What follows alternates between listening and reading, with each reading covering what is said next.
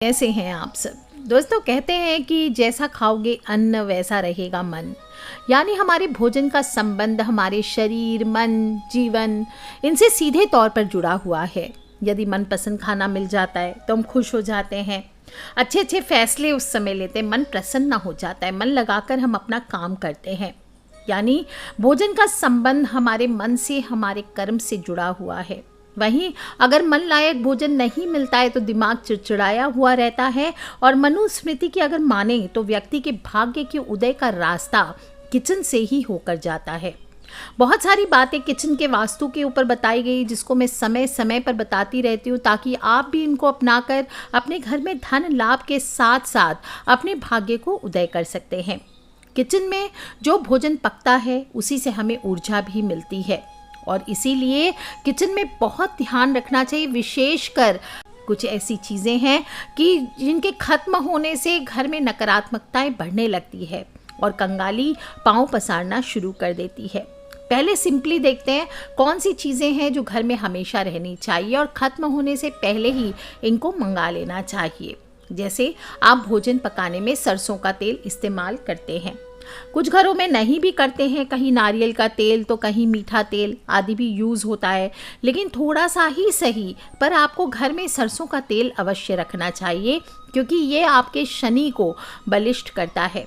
सरसों के तेल का संबंध सीधा सीधा शनि देव से होता है और इसे किचन में रखने मात्र से लाभ और व्यापार में वृद्धि प्राप्त की जा सकती है। धन और ऐश्वर्य से जुड़ा हर सुख प्राप्त होता है कि शनि के कोप का शिकार आपको बना सकता है। लिहाजा किचन में कभी भी तेल खत्म नहीं होने देना चाहिए और हर शनिवार इस सरसों के तेल में से शनि देव पर अपनी छाया देखकर थोड़ा ही सही, आधी कटोरी से भी कम ले लीजिए, उसमें अपनी छाया देख करके शनिदेव पर अवश्य चढ़ाना चाहिए। कहते हैं कि हनुमान जी की पिटाई लगने के बाद जब हनुमान जी ने शनिदेव के शरीर पर सरसों तेल लगाया तो शनिदेव की पीड़ा समाप्त हो गई थी। तब शनिदेव ने कहा था कि जो भी भक्त श्रद्धा पूर्वक शनिवार के दिन मुझे सरसों का तेल चढ़ाएगा उसे शनि संबंधी दोषों से, कष्टों से मुक्ति मिलेगी। इसके बाद से ही शनिदेव पर सरसों का तेल चढ़ाने की परंपरा हो गई। इसलिए हमेशा अपने घर पे सरसों का तेल अवश्य मंगा कर रखें। दूसरी चीज़ बताने की ज़रूरत ही नहीं, बड़ी कॉमन है, नमक। नमक के बिना भोजन के स्वाद की कल्पना भी नहीं की जा सकती और एक चुटकी नमक आपके जीवन में बड़े बड़े बदलाव लेकर के आता है। इसके बारे में बहुत सारी बातें बताती रही हूँ। किचन में नमक का खत्म होना सबसे बड़ा वास्तु दोष बताया जाता है। राहु को नाराज़ करता है, आपके बने हुए काम बिगड़ने लगते हैं और बिना समय, पहली बात तो देना ही नहीं चाहिए, किसी को नमक ना देना भी नहीं चाहिए, ना नमक मांगना चाहिए। यह आपके जीवन में कर्ज की समस्या पैदा करता है और किचन में नमक खत्म होने ही नहीं देना चाहिए, उससे पहले ही मंगा लीजिए। आजकल वापस से ज़माना ऐसा आ गया, लोग सेंधा नमक का महत्व समझने लगे और ज़्यादातर इस्तेमाल करने लगे हैं। तो नॉर्मल नमक जो होता है वो वाइट होता है ना, लेकिन जब सेंधा नमक की बात करते हैं तो ये शनि से जुड़ा हुआ माना जाता है, जो अनुशासन, दृढ़ता, कर्म को नियंत्रित करने वाला आकाशीय पिंड है। और अगर आप रोज़मर्रा के अनुष्ठान और रोज़मर्रा का भोजन है इसमें सेंधा नमक का इस्तेमाल करते हैं तो ये शनि के प्रतिकूल प्रभाव को कम करेगा। आपके जीवन में हड्डियों के दोष है, एक्सीडेंट्स हैं, दुर्भाग्य है, कष्ट है, बाधाएं हैं, इनको दूर करता है। आपके मन और शरीर को शुद्ध करता है, आपके आध्यात्मिक विकास की ओर आपको लेकर के जाता है और आंतरिक शक्ति को बढ़ाता है। और वहीं इसी की तरह होता है काला नमक। तो काला नमक भी बहुत वाइडली यूज़ होता है, घर घर में प्रायः चाट में हो, सब्जी का स्वाद बढ़ाने के लिए। विशिष्ट गंध होती है इसकी, एक बहुत खुशबू होती है। कभी अभी जब जैसे कच्चे आम का मौसम है तो सभी लोग थोड़ा थोड़ा खाइए उसको लगा करके, काला नमक बहुत टेस्टी होता है और साथ में आपके मंगल ग्रह से जुड़ा हुआ है, जो आपके अंदर मोटिवेशन पैदा करेगा, आपके अंदर जोश पैदा करेगा, आपके अंदर ऊर्जा भरेगा, साहस भरेगा, आपके अंदर परिवर्तन का प्रतीक माना गया है। तो अगर आप भी अपने जीवन में आध्यात्मिक उन्नति चाहते हैं तो काले नमक का प्रयोग अवश्य कीजिए। यह आपकी इच्छा शक्ति पर जोर देता है, नकारात्मक ऊर्जाओं से भी सुरक्षा प्रदान करता है और नमक ज़रूर रखिए, घर में ख़त्म होने से पहले ही मंगवा लीजिए। बात कर लेते दोस्तों तीसरी चीज़ चावलों की। चावल सनातन में अक्षत कहा गया है, जो टूटा हुआ ना हो और पूर्णता का प्रतीक है। सभी देवी देवताओं की पूजा में चढ़ता है। खीर का भोग लगता है, डायरेक्ट नहीं भी चढ़ाया जाए तो खीर के माध्यम से उसको अर्पित किया जाता है, जो कि पूर्ण भोजन माना गया है। और चावल को चंद्रमा का, ज्योतिष में हम चावल को चंद्रमा का कारक मानते हैं। चंद्रमा मतलब मन का कारक, माँ का कारक, और वहीं इसको शुक्र से भी जोड़कर देखा जाता है। तो शुक्र यानी पति पत्नी का कारक, romantic life, personal life, luxuries, घर में बंगला, गाड़ी, आधुनिक इलेक्ट्रॉनिक्स, पैसा, धन, चांदी, सोने के जेवरात, सभी पर शुक्र का राज होता है। और चावल आपके शुक्र को कंट्रोल करता है। तो कभी भी किचन में चावल खत्म नहीं होने दीजिए, नहीं तो ये शुक्र ग्रह को कमज़ोर कर देता है, माता लक्ष्मी को नाराज करता है।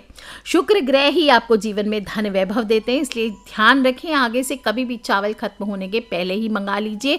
और चावल का डब्बा कभी भी खाली नहीं करना है। अगर बना भी रहे हैं, पूर्ण होने वाला है, 2-4 दाने चावल के उसमें छोड़ दीजिए, बिल्कुल डब्बा खाली ना करें। इसके बाद आपको चावल बनाना चाहिए। अगली चीज़ है दोस्तों हल्दी। हमारे भारतीय रसोई में हल्दी के बिना तो चाइनीज़ भी नहीं बनता है। हल्दी को मैगी में भी लोग डालकर खा लेते हैं। सुनहरा पीला रंग ना आए तो टिपिकल भारतीयों को भोजन गले के नीचे नहीं जाता है। तो एक तरफ तो ये औषधि होती है आयुर्वेद में।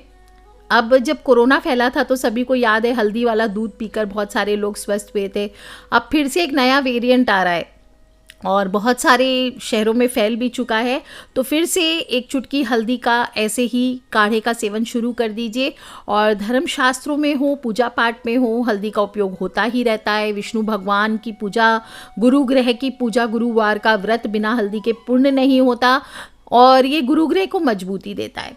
और गुरु ग्रह से ही परिवार वालों के, सभी सदस्यों का, परिवार के लोगों का भाग्य जागता है, सौभाग्य जागता है। हेल्दी रिलेशन हो, सुंदर फिगर हो, सुख शांति हो, मोटापे को दूर रखता है, निरोगी काया देता है, सुंदर स्किन देता है। सभी के लिए हल्दी चाहिए ही चाहिए, इसलिए किचन में कभी भी हल्दी खत्म नहीं होने देना चाहिए, नहीं तो घर से सुख सौभाग्य चला जाता है। इसी तरह से आटा भी कभी खत्म नहीं होने देना चाहिए। लिस्ट बहुत लंबी है। आटा का डिब्बा भी आपको गरीब बनाता है। ध्यान रखिए, आटे के बारे में मैंने बहुत बार बता चुकी हूँ कि उसमें चना, तुलसी थोड़ा मिला करके आपको पिसाना चाहिए। शनिवार के दिन आटा पिसाएं। अपने आटे के डब्बे को धोना नहीं चाहिए। थोड़ा सा आटा हमेशा एक चुटकी डाल के रखें, चावल के डब्बे की ही भांति हो, और जब खाली हो रहा उसको दोबारा डालना है तो भले पोंछ के सूखे कपड़े से डाल दीजिए। उसको बार बार धोना नहीं चाहिए, नहीं तो ये मान हानि कराता है। और इस तरह से ये तो कॉमन चीज़ें हैं जो हमेशा रहनी ही चाहिए। ज्योतिष में ग्रहों पर भी आधिपत्य रखती है, इसलिए ग्रहों की दृष्टि से भी ये चीज़ें कभी खत्म नहीं होने देनी चाहिए। दूसरी चीज़ है ग्रहों के हिसाब से भी, अगर आपके घर परिवार में गवर्नमेंट से रिलेटेड आप लोग काम करते हैं, कोई टेंडर भी भरते हैं, गवर्नमेंट जॉब करते हैं, या फिर आपके अपयश ज़्यादा मिलता है, मान सम्मान में कमी आती है, बदनामी ज़्यादा होती है, या फिर आप पॉलिटिक्स में हैं, या आपके परिवार में लोग पॉलिटिक्स में काम कर रहे हैं, लीडर्स हैं, किसी भी फील्ड को लीड कर रहे हैं, तो आपको क्या चाहिए होता है? कुंडली में सूर्य ग्रह की अनुकूलता चाहिए होती है। तो आपको विशेष ध्यान रखना है कि आपके घर में गेहूं हो, गुड़ हो, आम हो, ये सदा बना रहे। ये हमेशा शामिल करके रखें अपने घर के फूड में, और इनको घर में रखें ही रखें, चाहे तो एक मुट्ठी रखिए, ये कभी खत्म नहीं होने चाहिए। अगर घर के लोग बहुत इमोशनल हैं, कलेशी हैं, डिप्रेशन में आ जाते हैं बार बार, तो चंद्रमा को मन का कारक कहा गया है। आपको अगर इस तरह की प्रॉब्लम है, या फिर आप सफ़ेद चावल आदि का काम करते हैं, कोई सफ़ेद चीज़ों का आप बिज़नेस करते हैं, तो आपको ध्यान रखना है कि घर में सफ़ेद चावल हो, शक्कर हो, दूध हो, दही हो, गन्ना हो, कुछ ना कुछ सफ़ेद चीज़ें आपके घर पे हमेशा रहनी चाहिए। ये चीज़ें चंद्रमा को रूल करती है, तो इनको कभी भी ख़त्म नहीं होने देना चाहिए। तीसरा है मंगल ग्रह, यानी एग्रेशन, पावर, पैसा और पति पत्नी के रिलेशन भी, सभी चीज़ों पे मंगल का आधिपत्य होता है। मंगल से ही आपको जीवन में उच्चतम स्थान प्राप्त होता है। मंगल ही आपको लीडर बनाता है। अगर आप चाहते हैं, चाहे स्कूल में बच्चे हों, उनको चाहते हैं कि वो लीडर्स बने, आप अपने फील्ड में लीड करें, हर चीज़ में आगे हो, तो आपको अपने घर में लाल मसूर की दाल हो, अनार हो, जौ हो, शहद हो, ये हमेशा रखना चाहिए। और ध्यान रखना चाहिए इनमें से कोई ना कोई चीज़ हमेशा बनी रहे, ख़त्म ना हो। इसी तरह से जो फैमिलीज़ करियर ओरिएंटेड होती है, सुंदरता चाहती है, मॉडलिंग करते हैं, ब्यूटी से रिलेटेड जॉब्स करते हैं, उनका आधिपत्य बुध ग्रह का आधिपत्य होता है उन पर। तो इसकी अनुकूलता के लिए हमेशा घर में हरे मटर हुआ, हरी सब्जियां हुआ, हरी दाल हुई, ज्वार हुआ, ये आपको हमेशा घर में रखना चाहिए। ज़्यादा से ज़्यादा इनको आप आहार में भी शामिल करें और इससे व्यापार हो, उद्योग हो, बिजनेस हो, सभी में लाभ की प्राप्ति होती है। बात कर लेते दोस्तों गुरु ग्रह की। गुरु ग्रह के बता चुकी हूँ अनुकूलता के लिए। तो आपको चना की दाल, बेसन, मक्का, हल्दी, सेंधा नमक, केला, पीली दाल, ये सभी चीज़ें घर में बनी रहे, ये आपको ध्यान रखना चाहिए। जो लोग भी पैसा, अगेन शुक्र आ गया तो वीनस, तो ये कुंडली में अगर अशुभ फल दे रहा है, आपके घर में पैसा नहीं आ रहा, बरकत नहीं हो रही, धन की समस्या है, लोगों को स्किन इश्यूज हो रहे हैं, तो आपके भोजन में आपको त्रिफला, दालचीनी, कमलगट्टा, मिश्री, मूली, शलगम ये शामिल करके रखना चाहिए और इनमें से कोई ना कोई चीज़ें हमेशा आपके घर में रहे, ये चीज़ ध्यान रखें, खत्म ना होने देना चाहिए। बात कर लेते हैं दोस्तों शनि ग्रह की। तो बता चुकी हूँ शनि के बारे में भी। तो आपको काली उड़द, काली मिर्च, लौंग, तेजपत्ता, काला नमक और अचार का उपयोग अवश्य करना चाहिए और आपके घर में अचार खत्म नहीं होना चाहिए। अगर आप भी अपने घर में हमेशा अचार खत्म करके रखते हैं तो सावधान हो जाइए। आज के बाद ध्यान रखें, अपने घर पे अचार कभी भी खत्म ना होने दें। हमेशा अचार बनाकर चाहे थोड़ा ही रखिए, पर अचार आपको अवश्य रखना चाहिए। और इसी तरह से जो लोग भी राहु केतु छाया ग्रह का अशुभ प्रभाव से बच के रहना चाहते हैं, उनको अपने घर में हमेशा उड़द हुआ, तिल हुआ, सरसों का तेल हुआ, ये प्रयोग में रखना चाहिए। तो दोस्तों आज हमने बात की अपने किचन के बारे में। वास्तु की बात हमेशा करती हूँ किचन की। आज मैंने बताया कि क्या सामान आपको रखना चाहिए, किधर रखना चाहिए, छोटी छोटी बातें हैं जो हमेशा बताती रहती हूँ, नियम की क्या चीज़ कहाँ रखना है, कैसे रखना है। लेकिन घर में फिर भी अगर बरकत नहीं हो रही है तो एक बार इन चीज़ों की ओर नज़र ज़रूर दौड़ाएं, क्योंकि ये चीज़ें आपके जीवन में सुख सौभाग्य को लेकर के आते हैं। आज के लिए इतना ही दोस्तों। खिलखिलाते रहें, मुस्कुराते रहें। Take care friends, love you all. जय माता दी, बम बम भोलेनाथ की जयकारा, शेरा वाली दा बोल, सांचे दरबार की जय।